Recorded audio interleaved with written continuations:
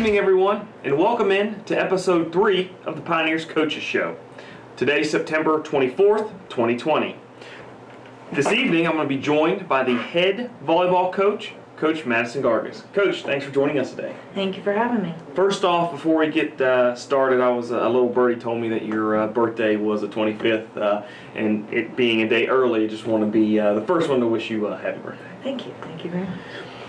So, you're entering your first season at the helm of 2020, and we all know that first season as a head coach, there can be some difficulties and some whirlwinds. Then you throw on top of the fact that it's COVID-19 and a world pandemic.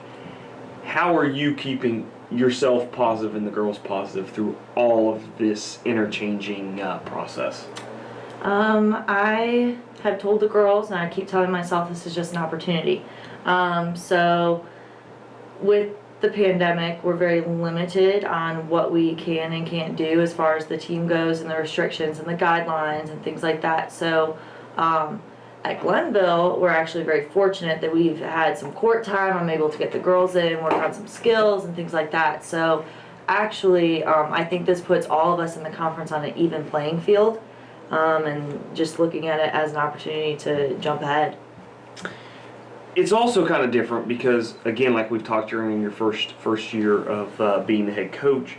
However, you are a former volleyball alum of Glenville State, and you're also a Glenville State grad. So you have been around. You know the program. How much does that benefit you? And then also on the other end is, what are your expectations for the team when you guys get to take the court? So being an alumni and playing here, it definitely offers me, I have a great relationship with the community, which I feel like we've not capitalized on enough in the past. So I think that has a lot to do with it. I'm very familiar with the staff around here, the teachers, how Glenville works as far as, getting your education and playing a sport, balancing the two here, the social scene of Glenville, making sure that everyone is, happy as far as that goes. So if the girls have any questions, I usually have an answer for them. And then for the second part of the question, which was your expectations. My expectations. For when you guys get to take the floor. So when we get the floor, I'm looking to, there's a couple rivals we have in the conference. I'm looking to take those games, and then just hopefully, fingers crossed, I want to end at 500.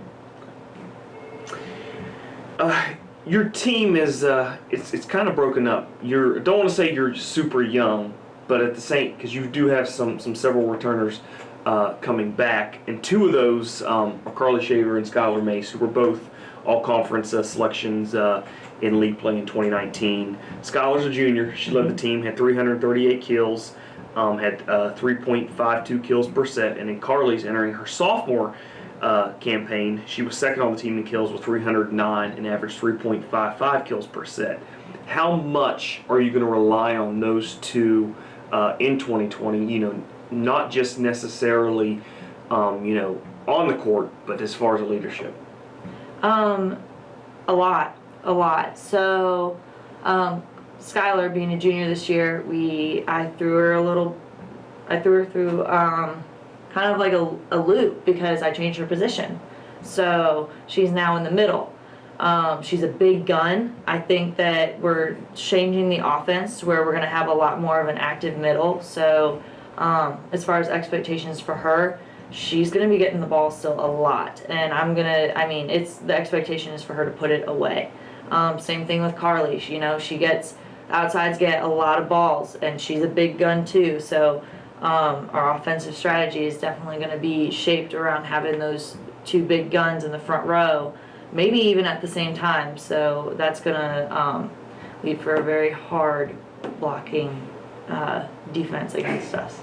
So. You have just one lone senior on the team, Carrie Arbuckle. How has she been doing so far? Obviously, being here for 4 years, how much of a leadership role is she going to provide for the team this year? But also then at the same time, being such a young team, a lot of those girls are going to be kind of thrown to the fire, and they're going to have a lot of playing time and experience. And as a coach, you know that even in practice, you can't simulate playing time. Yes. So with that being said, how important and how much of a benefactor is that going to be going from, fall of 2021 to 21-22? So as far as Carrie goes, she shows up on time. She's there every day. She works hard. I want to see her get on the court. I think that, she's put the time in, she's put the effort in to this program. She's stayed dedicated. She's been through multiple coaches. So I feel for her as far as that goes. I think that she is not a very outspoken person, but just the fact that she's always there, she does her job, she stays quiet and works really hard. That's more of her leadership role, is just showing the dedication and that when you put in the time, good things happen. So with my freshmen, a lot of them have come from really good programs, so they kind of get it, but I try to run the practice fast. Okay. So I try to, it's not 100% accurate as far as the game simulation, but we were doing defensive drills the other day, and my assistant and I, we were pounding the ball at them just to get their reaction time faster. There's certain drills that you can do that is, putting a sheet over the net so they can't see where the ball's coming from to get that faster reaction time.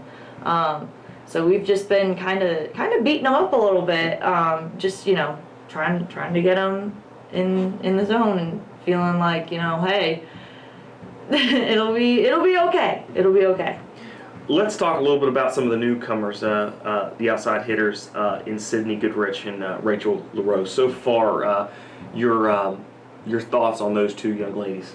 I think that they're going to be contributors. I think that, Sydney, her persona on the court, she's very quiet, but she gets to the ball really well. She has a great arm swing. So it's just getting her more vocal. But other than that, I think that she plays great. It's, just pushing her to that next level. And then Rachel, she also is very quiet. She'll put the ball down. She'll swing really hard. So it's just getting her confident, getting the setter-hitter connection. But I definitely see them contributing for sure. I'm very excited. Now looking at the setters, which I'm sure you're probably just a little bit extra harder on because that was your position playing here. So a lot of expectations. Yeah. Sophia Schiffley, she led the team last year in assists. She had 731 a year ago. And then also throw in Jenna Koger, who's a returner, Sarah Granger, who's a newcomer, and Olivia Dotson. Talk a little bit about overall your thoughts on the setters. I am very hard on them. And I think that they have found that out within the past couple weeks. Right now, realistically, I'm expecting perfection. So if they miss, it's not a big deal. So they have been, thrown into the fire as far as that goes with me. But by God, they put their head down and they wear it and they work super hard and they make the adjustments and they are really busting their butt. They're basically like the quarterback for a volleyball team. They run the plays, they run the court, they distribute the ball. So there's a lot of mental work that goes into it. It's not just, throwing a ball. Or setting the ball to whoever. It's a big adjustment, even for Sophie, who had experience last year. The offense has changed. We're running differently this year. So it's building their confidence, but also, humbling them and letting them know that they need to work hard in order to, have a successful offense. We have the tools, we have the hitters. So it's up to them to be able to distribute that ball. I chose GSC because the small town aspect is really comforting to a lot of people, and especially me. With fewer faces in the crowd, you're more familiar, you're more comfortable with your students. It just makes things more personable. It makes things feel like you're not just a student, you're not just a number. I chose GSC because it was close to home and affordable. Once I got here and visited with my professors and the other students, I knew it was the perfect fit for me. Now kind of transitioning into to looking at the middle hitters. Newcomer Sarah Mazzaferro and Kara Ashburn, those are two newcomers. But you also return Jara Clark-Casto. She played in 53 sets as a freshman, finished with 64 kills and 21 total blocks. Thoughts, and then obviously talking about throwing Skylar into that her new position being in the middle. Talk a little bit about your middle hitters. They are learning to be way more active. So one of the struggles that has happened in the past as far as the offense goes is the middles haven't been active enough. I want them to get as many balls as any of the other hitters. Having a strong middle definitely, makes the offense very, very dangerous. Sarah, she came in as an outside right side and has played middle in the past, so I threw her for a loop as well, putting her back in the middle, so she's making her adjustments, but she's doing wonderful. They're going to be fast, and then with Jira, it's getting her the ball more and letting her put the hammer down, because when she gets a hold of it, it is deadly. And then Skylar, she's fast, she's very mobile, she moves really well, and then Kiara, she does a great job. She's a good blocker. It's getting, her adjusting to the style of setting that I'm wanting to run. But I mean, all in all, that connection is getting better every day, and I'm super, super pumped for that. Looking at the defensive players, and probably this may be, you correct me if I'm wrong, but maybe the deepest part of the team with all the experience that they got to play last year. Hannah McCowan returned. She had 171 digs last season. Madison Shepard had 204 digs, while Lindsay Winkler finished with 113. Kenzie Johnson had 119, and then Kylie Williams had 91. So talk a little bit about your thoughts on the defensive players and kind of your expectation for them moving forward. So as far as the defense goes, I want them to stay hungry 24/7. We're working right now on their defensive posture, so not being back on their heels, but being on their toes.